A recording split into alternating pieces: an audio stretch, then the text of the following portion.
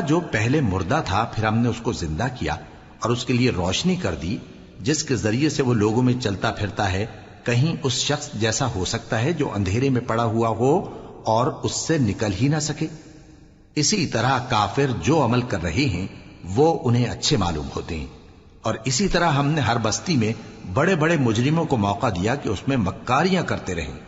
اور جو مکاریاں یہ کرتے ہیں ان کا نقصان انہی کو ہے اور اس سے بے خبر ہیں۔ اور جب ان کے پاس کوئی آیت آتی ہے تو کہتے ہیں کہ جس طرح کی رسالت اللہ کے پیغمبروں کو ملی ہے جب تک اسی طرح کی رسالت ہم کو نہ ملے ہم ہرگز ایمان نہیں لائیں گے۔ اس کو اللہ ہی خوب جانتا ہے کہ رسالت کا کون سا موقع ہے اور وہ اپنی پیغمبری کسے عنایت فرمائے۔ جو لوگ جرم کرتے ہیں ان کو اللہ کے ہاں ذلت نصیب ہوگی اور عذاب شدید ہوگا، اس لیے کہ مکاریاں کرتے تھے۔